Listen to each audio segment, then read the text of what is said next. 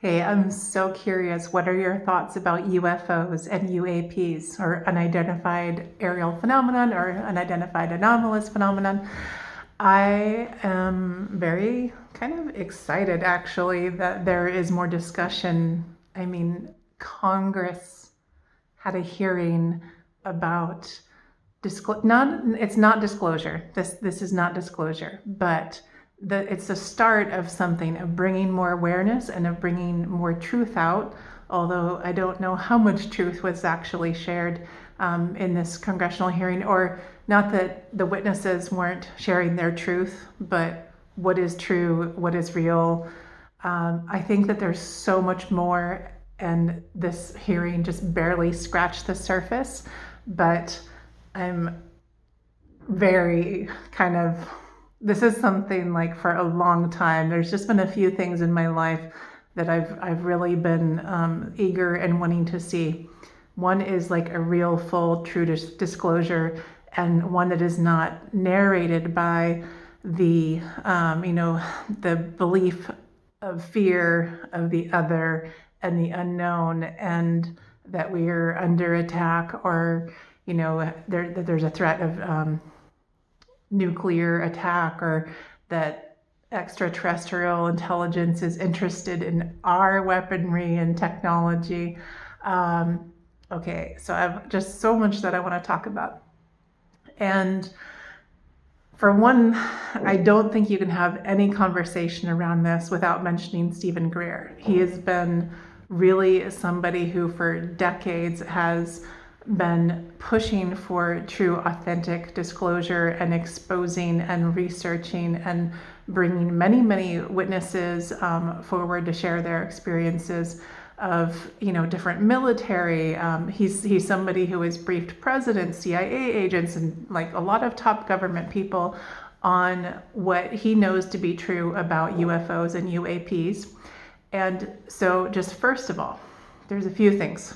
So many things that this goes into that is like really out there, and some of it might sound like batshit crazy conspiracy theories to you if you're not familiar, if you haven't been doing a lot of research and deep dives into this whole phenomenon, or specifically even listening to Stephen Greer. So he has years of experience with CE5, human-initiated ET contact, and this is something that I've also experienced a lot myself, and done a lot of interdimensional work in my healing work, and after having like a full-on starseed awakening a few years ago.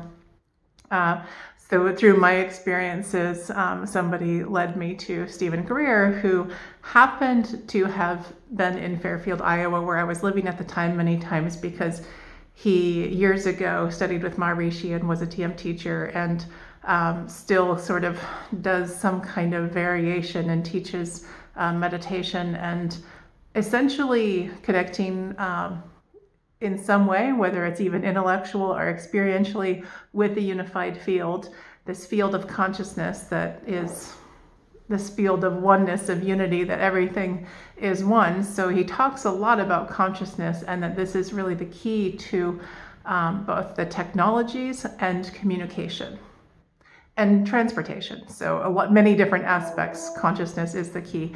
And so I'm very familiar, having also had been a TM teacher and studied from Maharishi and Vedic science of technologies of consciousness. I'm very familiar with a lot of the sort of the ideas, concepts, backgrounds, and experiences and technologies and tools like meditation and yogic flying and different advanced techniques of TM, but many different technologies of consciousness that allow us to function within the unified field and enliven and empower us with our own inner abilities, or cities.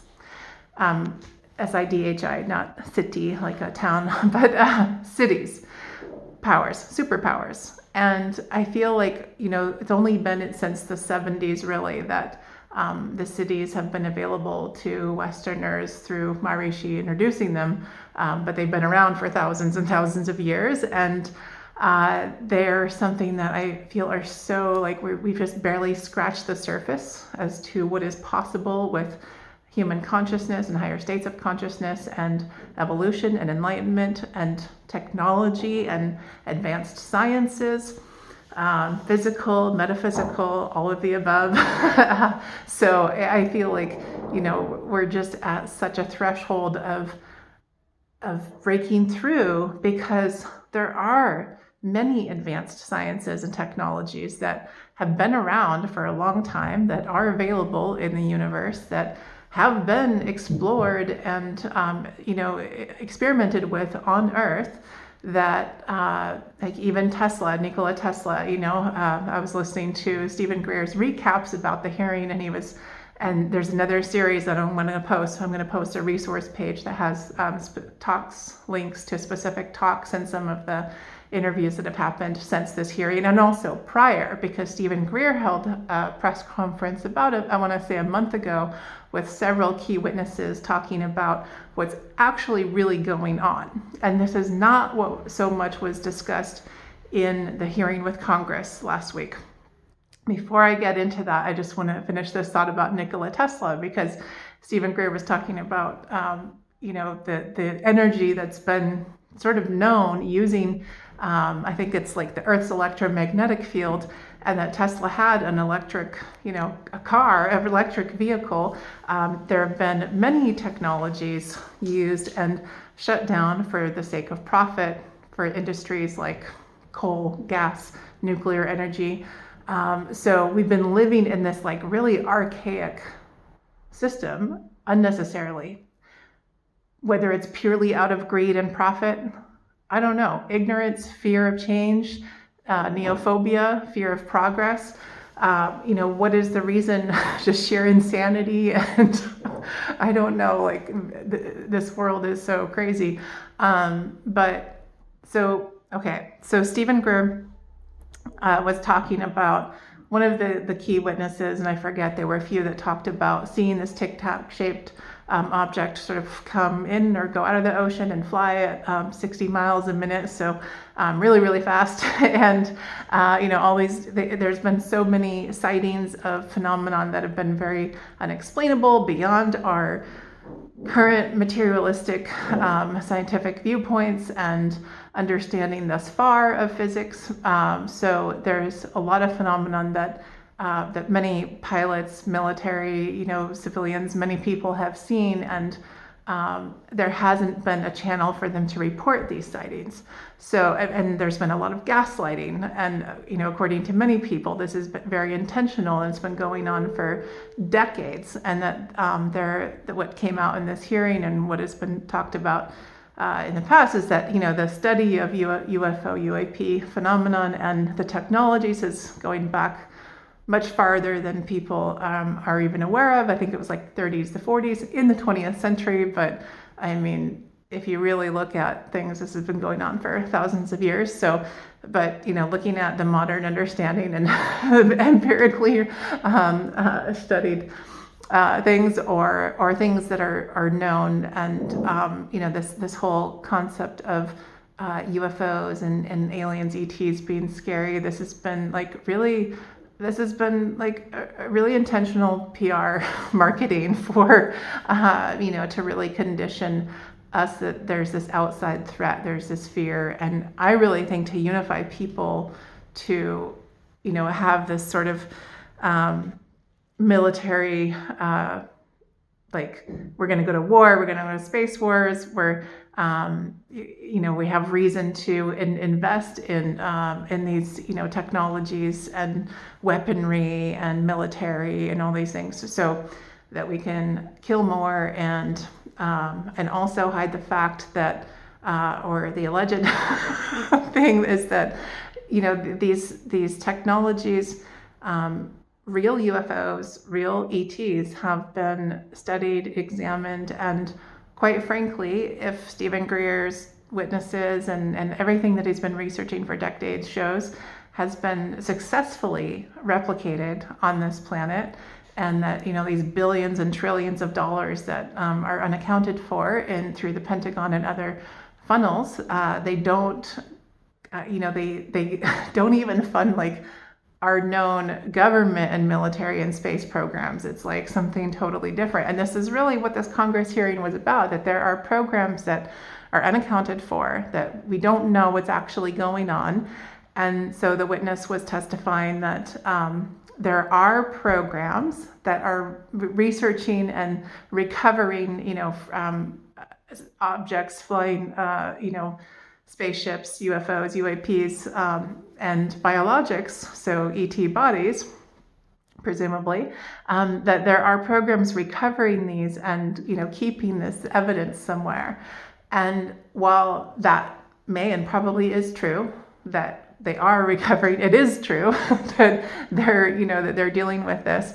What Stephen Greer is really saying, that like this, some of these testimonies and the witnesses that shared with Congress last week, it's a little bit dangerous because it goes along with the narrative that we're in danger, that these ETs, these UFOs are interested in our nuclear technology. And there have been many, many sightings around nuclear, bases where weapons were being developed and or stored. And I have shared this in other videos, and I've shared some pretty out there stuff in recent videos talking about wormholes and teleportation and things, quite frankly, that I've experienced. And this is another point is that I've made in those videos, and I want to make here too, and that came up in the hearing, and that Stephen Greer has talked a lot about, that it's not just the physical transportation. It is through the field of consciousness, and it's the bending of space-time. So it's a whole other thing that we can't necessarily physically or even mentally wrap our minds around. So and he was talking about that there are extraterrestrial beings and there are also interdimensional beings. Extraterrestrial beings are interdimensional. Not all interdimensional beings are extraterrestrial. So there are beings that are actually going through these different dimensions. And so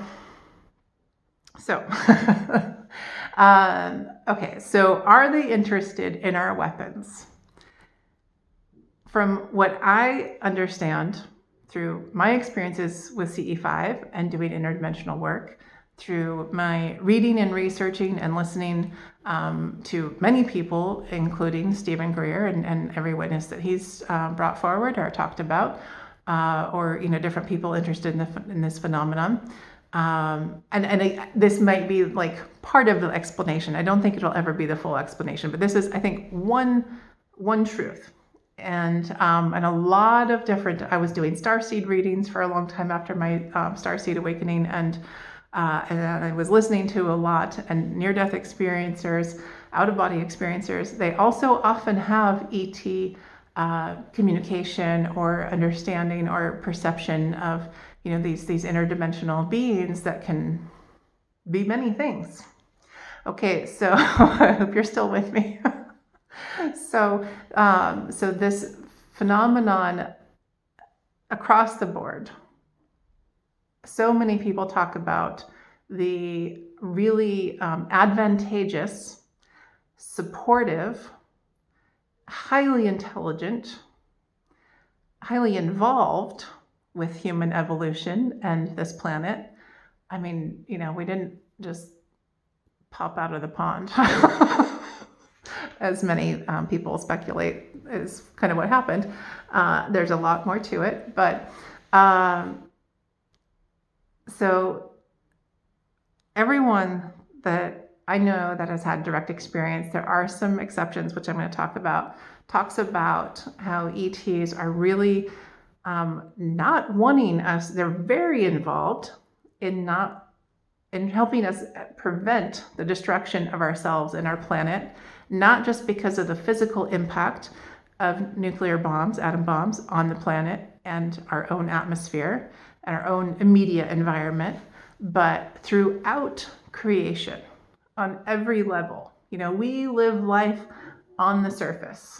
Like we are so limited in our perception and our understanding of all the layers of life and creation and all the different dimensions, and this field that we are all in the field of consciousness, because we get bound by I heard somebody talk about how the veil is really the body, and this kind of goes along with Vedic science as well, in that the perception, the physical perception, although we have tremendous capability with our human nervous system, the physical perception is so limited until the container of consciousness starts to expand. The field of consciousness starts to become more and more accessible within our awareness. Going back to the idea that the brain is not the generator of consciousness. Consciousness is not emergent from the brain. It is a field that we access, much like a radio is not the generator of the radio programming that it plays. A cell phone is not the message. It's not your friends or family. It's not the information that, it's the tool for this information to come through. Now, and this also is a really interesting thing. A lot of people talk about, not believing in invisible phenomena that they haven't seen or experienced themselves. And I get that. And I've experienced a lot of things, which is why I'm so interested and kind of passionate about many things like this. But invisible things like radio waves, sound waves, the fact that, we do have cell phones and technology that can pick up and carry all this information from where? It's like, our cell phones are picking it up from nowhere. It's invisible. I mean, it is somewhere, but it's invisible to our naked eye. So there's so much that we don't see. And the idea that, that these vehicles are posing a threat to the U.S. national security or international security, and why, the left and the right branches of wings of Congress are coming together in this way, because this is something about humankind. It's not just even the U.S. or different national, ideologies, or this is global. This is something that affects us all, which is really beautiful and really exciting. And the hearing that Stephen Greer had a few weeks ago, and that he's been talking about this for years, is that it's not that these vehicles that people are seeing aren't real. Like, there are very real ones that come from extraterrestrial origin. They usually have like no seams or rivets, and there's certain characteristics. They tend to be very benefic. The ones that a lot of people are reporting and talking about are man-made. He says in an interview, they come from us, meaning humans. Terrestrial human beings have built these flying ships, have even like simulated ET abductions, abducting human beings, and done all these really traumatic things to perpetuate this idea that ETs are a threat, and to perpetuate the need for money and funding to build and research and develop technologies of war, of manipulation. I don't even know what all is out there, but there's a lot out there that I'm gonna post these links, and I think it's really important to really, this is real. Like, Congress is talking about it. This is some real shit.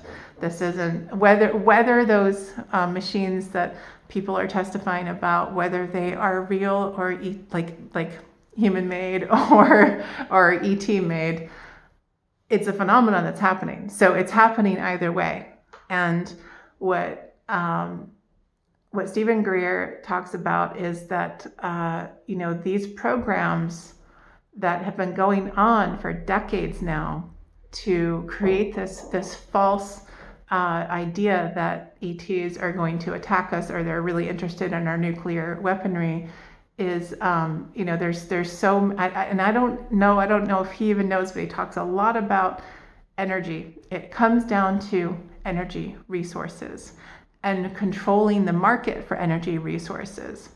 And again, gas, coal, nuclear energy, just these really archaic forms of electricity. Like we could have had flying cars, and he says this often, that the technology that was illustrated in the show The Jetsons, like in the 60s, all that technology existed. We could have had flying cars then. We could be in such a different world now, and I believe we still can be.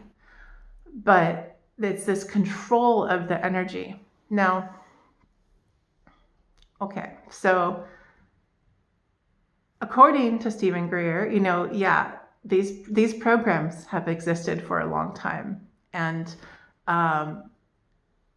the hearings that are happening now are a great step, according to me.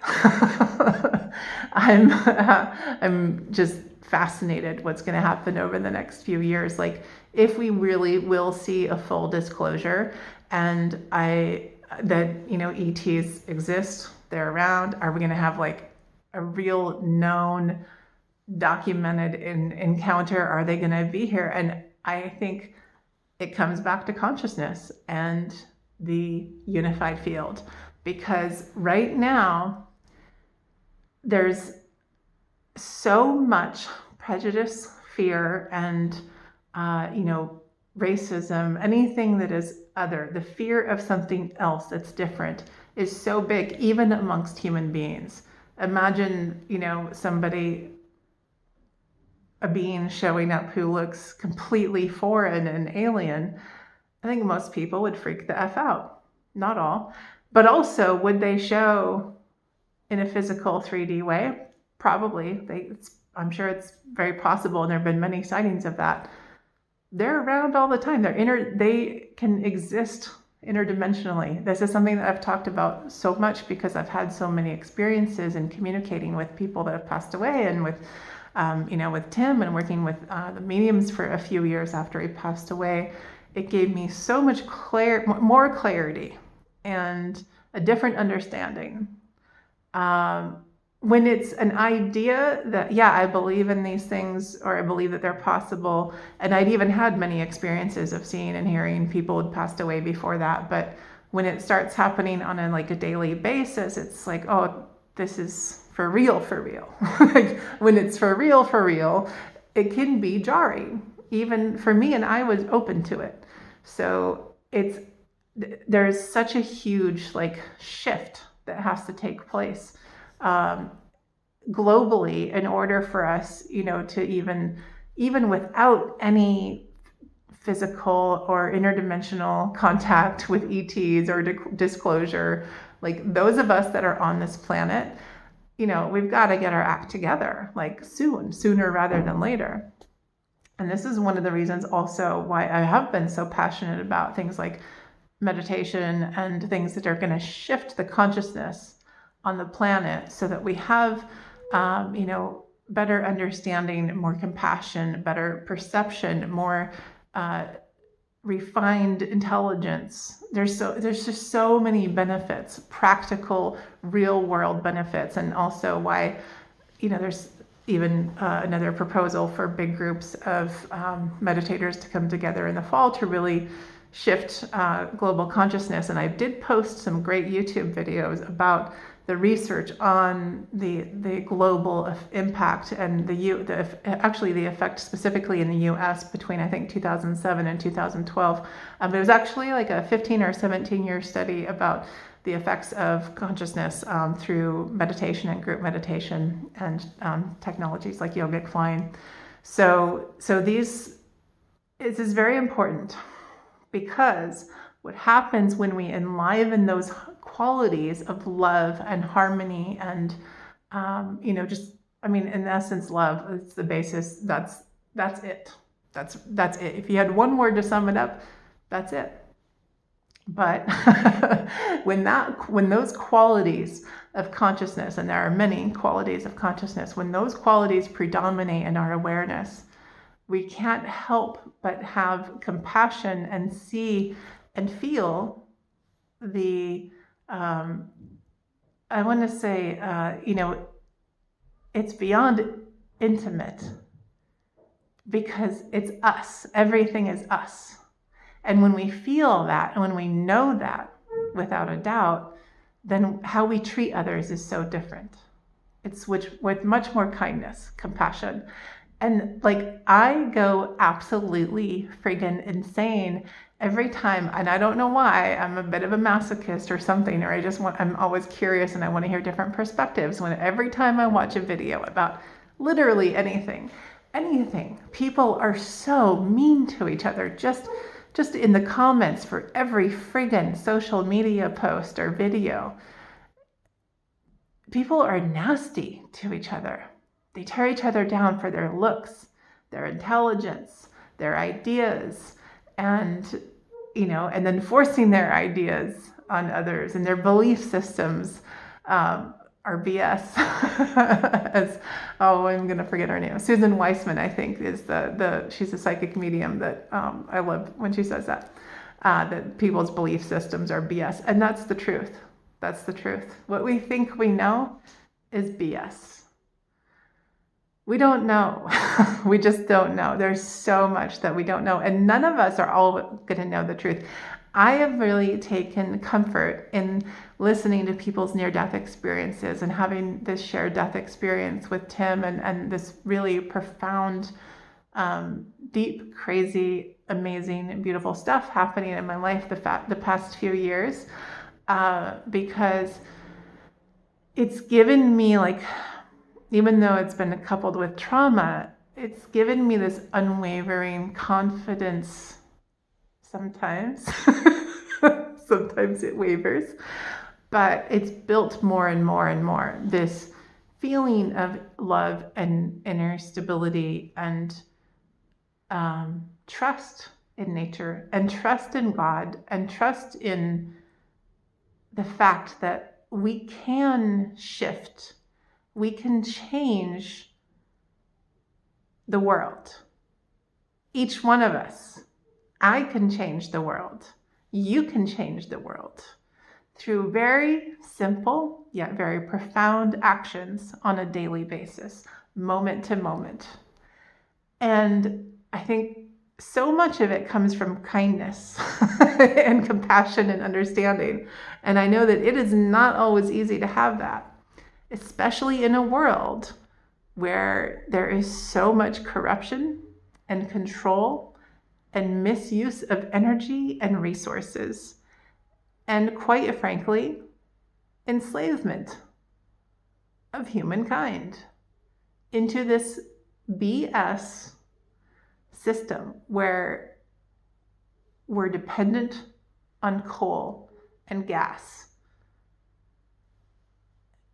and other alternatives that are coming forward. But even solar and wind energy are nothing compared to what is possible, and what is actually like possible now, was possible yesterday, was possible 50, 60 years ago, and our planet would be in a totally different state. And there are so many problems on so many levels. It can be daunting. The healthcare system, pharmaceuticals, the control of medications and drugs, and it goes on and on and on. There's just so much corruption. And I, really, like, I've been wanting to share so much, even before this hearing with Congress last week, about some of my experiences and, just what is possible. How is it possible? Again, I made some videos on the research on the study of meditation. No, it's known as the Maharishi effect. So interestingly, if you really listen to Stephen Greer and his stories, he actually started having ET experience contact when he was younger. He was actually living in Boone, North Carolina, in the Blue Ridge Mountains, where I lived, and I lived as a monk, and I had a whole experience of like this light coming out of my chest and me seeing all of the events, just like a movie screen, watching all of the events of 9/11 happen the day before. I didn't know the buildings that they were, but so, I mean, I just think it's cool that he was there in that location because I had really amazing growth and experience in that area as well. And he talks about being on courses with Maharishi, like the teacher training or different courses, and seeing spaceships show up. And now he doesn't talk about TM or transcendental meditation or Maharishi very often. He will sometimes mention Maharishi, but he does talk a lot about consciousness. And then if you actually listen to his CE5 protocol, he goes into, it's not TM. I just want to make it very clear, because he does things that are like guided meditations in his workshops and that I've taken, and then the CE5 app, which is human initiated ET contact. He does certain protocols that it's sort of like going through this intellectual process of this connecting with everything in the universe and creating this, it's kind of like creating a safe space. It's creating this container of safety and love and connection that, we're open to. We don't judge. I'm not going to judge, I mean, I think it would be shocking if I did see an ET like appear right in front of me in something that I could physically feel, touch. I have seen ETs after CE5. I've had several experiences and different past life regressions. And actually this started happening spontaneously a few years ago, even before my shared death experience. But that's a whole other story. I'm not going to go into it now. But Stephen Greer talks a lot about, his experiences throughout the years where, and he's taken many different groups doing CE5 stuff. And even Matthias De Stefano right now is doing like a Heaven on Earth conference. I want to say it's in Scotland. And, he has the most amazing stories as well. There are so many people that have such amazing, phenomenal stories and memories and experiences to share and knowledge. And, he said that they were talking about something about like the eye and psychic vision, and the next day there was a crop circle reported in the UK. This was just like July 23rd, 2023. It was around that time, maybe it was, I don't know, it was sometime a few days ago. And then there was this crop circle that in the shape of an eye in the middle of the crop circle. Like the next day, his stories, if you have not checked out Matthias De Stefano, you gotta, at first I was like, I don't know, you remember all your past lives in Atlantis, and actually I've had similar experiences that I'm not going to get into right now, but his, at first I didn't really believe him, because I'd had my own, my spirit team really wanted to talk with me about Atlantis, and so when I had my Starseed awakening, I had this whole thing about Atlantis and Lemuria come up that was really interesting, and I wasn't really seeing or hearing information from a lot of people that I kind of resonated with. Like some of it, yes, but a lot of it, no. Like this is one of the reasons actually why I stopped doing starseed readings and kind of pulled out of that community, because there is just so much, I think, confusion and literally grasping for straws, and some of it's very real, and I feel like a lot of it's made up, and a lot of it is so far beyond our comprehension of what's out there, who's out there, and what's real and what's not. And anything can be real. If we can think it, it can be real. Western astrology. And I say this, I'm not opposed or anti-astrology. I'm very into astrology, but Western doesn't actually match where the positions of the planets are right now, because they've shifted 21 degrees. So Vedic or Jyotish astrology actually accounts for the current position of the planets in an accurate way. So if you look at somebody's Western chart versus their Jyotish chart, it's going to be slightly different. And I've asked and I heard different Jyotishis talk about this phenomenon, and why is it that Western astrology is so popular, and it seems to resonate and be true for a lot of people. And the answer was because they believe it's real. They believe that that's the system that we live in, that that's the reality. So if we believe something's real, we can live it. it can become real. So there's a lot of people talk about that it's all an illusion, and that really the illusion is the separation, that we're all separate. So this idea that there's illusory reality it's kind of interesting because I do think that I'm very cautious. Like I don't just believe, everybody or everything that I hear, but I've had so many of my own experiences, and I know other people have had experiences that I haven't had. And so a lot of people, not not everyone, but a lot of people, I'm going to give them the benefit of the doubt. I'm going to listen. Like I don't have to necessarily believe it, and I have like a big, sort of guru phobia for many reasons. I think like everyone is wanting to be a guru these days, and I've just met some people who are just,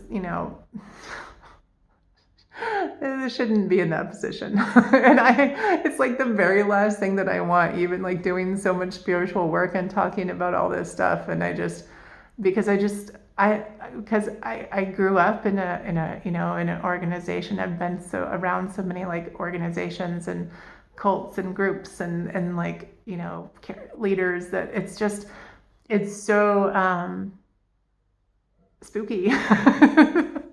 It really irks me. I mean, I know a lot of people, I didn't grow up religious, but I know a lot of people who grew up religious have similar kinds of like traumas and, fear of authority and organized institutions, spiritual or religious institutions. So, yeah, I get it. So, I think it's important to remain open and to really develop your own intuition and your connection and your relationship with yourself and your higher power and your higher self and or your even spirit guides. I'm actually really stoked because I was working on a website today for the psychic mediums that I've worked with the last few years with my shared death experience and going through this like really bizarre, just majorly bizarre stuff that I've gone through the last few years. And I'm working on their website and just was updating their guide to how to like understand what and who your spirit team is and spirit guides, guardian angels, the differences, your loved ones who have passed away. There's different types of guides and support that we have on the other side of the veil, which comes back to the idea that there's just so much that we don't see. We have so much support. There's actually a tremendous amount of love and support. Somehow, on this planet, things have gotten a little twisted. There's been a lot of control and, lies and delusion and oppression and enslavement and just for so long. And it's just like, enough is enough. And I feel like, although on one hand, this hearing with Congress is probably going to spark a lot of fear and like a whole just complete lies and different narratives to take hold of the collective consciousness.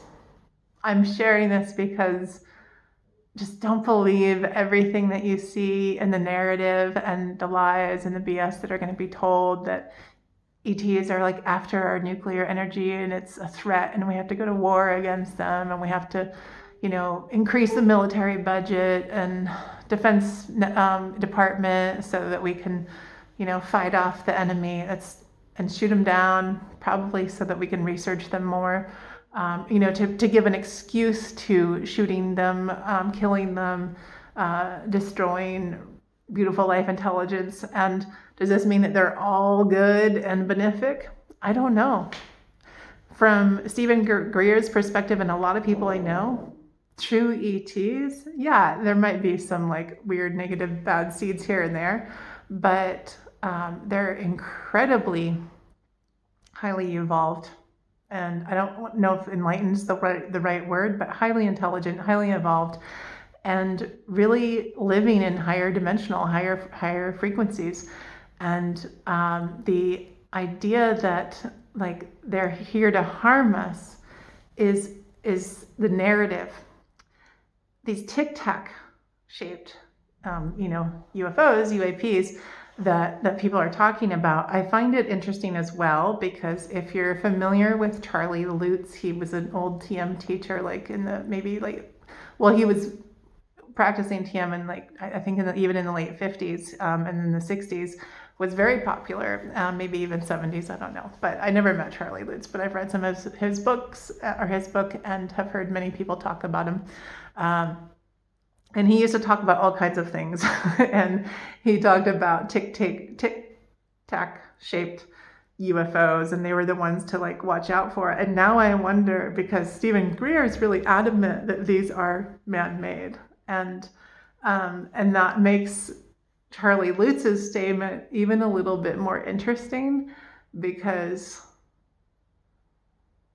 man is the danger. That is the dangerous being, mankind.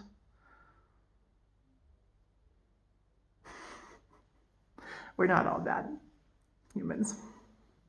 At least I hope not. Like I'm really trying to have hope for humanity, and that we can get our act together, because I fully believe in reincarnation. Whether or not I come back to Earth, I don't know. We don't always reincarnate here.